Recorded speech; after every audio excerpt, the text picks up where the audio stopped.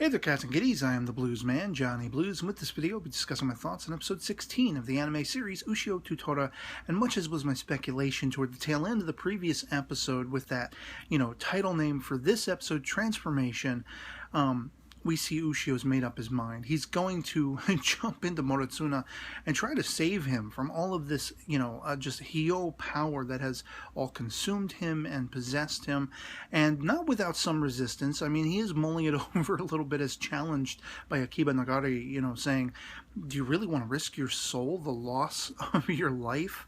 You might not come back from this, kid, as was warned to you by the elder von Gaikyo, and as he's mulling this over, I love that line that Ushio just offers, how many women do you think a guy can stop from crying in a lifetime? Because it speaks to the heroism of his character. He is the true wielder of the beast spear. He knows what that power represents, and he's kind of doing the Superman thing where he's absolutely penultimately selfless, even if it means risking his own life and knowing he might not come back from the brink, or he might just all out and out be destroyed in the aftermath. He's willing to go to the nth degree and just take down the bad guys and try to save and protect people. And it's inspiring. It's awe-inspiring because he is tentatively going to lose himself. We see that the elder von Gaikyo gets back in contact with him amidst this sort of uncertainty and offers a helping hand in the form of this little sort of green fox yokai Izuna, who is absolutely adorable and hilarious. As soon as he's on the scene, he meets Tora and he's kind of going Scrappy-Doo on him. You want to go? You want to go? Like Joe Pesci over here, Just absolutely hilarious was that. And to my surprise, Tora then decides when Ushio's, he's made the decision. He's going into Moritsuna. Tora decides to go with them, which is insane. And he makes the excuse, like, as soon as you're about to transform into full beast mode, then I'll eat you. That's the only reason I'm coming with you. And Ushio's kind of like, all right, you can eat me then. That's fine. But I was absolutely sort of entranced by that effect when they finally did go inside Moritsuna. I had assumed that maybe there would be some sort of ethereal realm they would be entering within him, and instead it was very literal. They went inside him. They just sort of shrunk down, like inner space style, and were roving around inside his anatomy and the veins and the bones and all this kind of stuff. And I was captivated by that because what follows as they're traversing his innards, basically trying to make it up to the brainstem, where I guess the figurehead, if you will, of this all-consuming Hyo power is based. There are so many stages they go through where Ushio's feeling the challenge, and he's doing this all by himself for the most part. Tora does at one point try to use his electricity, but that's a bad choice. It's going to risk all of them, include, killing potentially Moritsuna himself. But it's fascinating to me that as we see these stages of Hyo coming at Ushio, and he takes them out, he wipes them out, we are seeing the beginnings of that transformation, that transmogrification, or whatever you want to call it, where it's almost like leeches are spilling out of his one arm, the arm that is holding the beast spear. I couldn't tell if it was like supposed to be hair, kind of the same way it grows long on his head, and it was hair whipping around. It looked more like leeches or worms or something like that, which we also saw sort of a version of in Moritsuna when we were first introduced to him. He had worms coming out of his arms in that hotel room or whatever. And so that was just like, I was getting on the edge of my seat because it was getting very heated. The momentum was just going and going and going, rocking my world. And the one arm with the leeches effect, he takes down a whole nother barrage of Hyo and another barrage here and there. And his other arm starts succumbing and spilling out of these, like leech effects as well. And it's just mind-boggling when finally we see that there is a figurehead after all in the form of this Chibakama. It's interesting. He was kind of like the boss, the end-level boss, if you will, of this whole effect. And he looks to be pretty damn strong. I mean, Ushio goes up against him and is not making very much headway at first. And there's a lot of dialogue going back and forth about, why do you want to destroy Hakama no Mono? And Ushio's like, look, I'm just looking for my mother. You guys are attacking me. I don't even know what the hell Hakama no Mono is, what his business is. And I like that they're fleshing out once again, sort of reinstating the idea that Hakumen no Mono is about just destroying everything. And you see a vision as, channeled through this whole event by Chibakama himself of Hakumen no Mono, or what he describes to be, showing Hakumen no Mono to Ushio. And I'll be damned, it almost looked like a White Fox version of what Izuna was. I don't know if there's any truth to that, if that's the true personification of Hakumen no Mono or what, or if it was just to, trip balls, for Ushio, make him question what the hell he was even doing.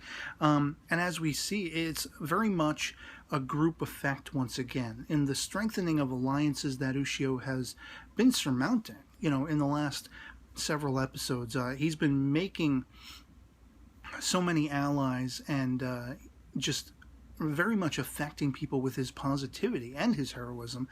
People are seeing that he is the true wielder of the beast spear, and he's the right guy for the job because he's not abusing it, he doesn't have any selfish tendencies, and he's just willing to go to that brink, as I say. And it's a group effort. I mean, even June has to get involved. Stripping down, well, not like I have a problem with that. Okay, whatever helps. And presumably she's standing like naked in front of her unconscious brother and looking into his eyes to wield her power to heal, I assume. We see her doing this earlier in the episode, and it kind of helps a little bit, Ushio and Tora, inside Moritsuna. But she's putting this right into, Moritsuna's skull, which Tora was asked, get her involved, He basically has to make sure that they align, get this creepy Chibakama right in that place where he needs to be taken out. And you even have like Izuna, just again the ally building of Ushio, the aspirations he's befilling people with, and the inspiration he's befilling people with, and even yokai like Izuna, he's willing to sacrifice himself just because of what he's seen and heard Ushio is capable of and has been doing. And Ushio won't have it. He's like, nobody else is dying on my watch. Come on. And that's where we see him finally going to that nth degree. Even Tora's involved. And so you have four, sort of heroic souls utilizing their power, coming together. Jun, Ushio, Tora, and Izuna to take down Chibakama. And they finally succeed in doing so. They all out and out free Moritsuna from this possession. And when he wakes up, and, Jun is, like, sort of standing over him, and everyone else is standing over him, Akebi's over here, just, they're, like, waiting to see what's going to happen next. We have this great, fulfilling moment where brother and sister make amends. And he's known, she's been grateful all along, that's her impetus, her driving force is to tell him, thank you for saving me so many years ago. I didn't mean to run away screaming from you, thinking you were... I was equating you with the monsters. And he knows that all along, and it's bittersweet, because where the hell is Ushio, Tora, and Izuma? And then only after he is welling up with tears do they become freed from being within him.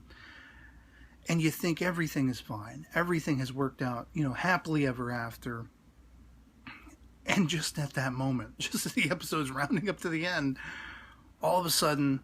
Ushio completely becomes consumed and turns full-on beast, full-on monster, and boom, we're done. It's like, huh? What? Oh, shit. Pardon my French. But damn, I was gobsmacked. Like everything, I thought we were all safe from harm, and Ushio actually had drawn himself just far enough back from the brink to not have this happen. But he said it himself. He offered his soul to the beast spirit. He's like, take what you can, just let me win this one. And he got what he asked for. And so it's like, what the hell's gonna happen next week? I want to get to the next episode as soon as possible, because holy crap, just holy crap. I can only assume he'll rebound somehow. Maybe it'll be June herself, her healing powers, or whatever her powers are. Maybe she'll embrace him and wake him back up out of it. I don't know.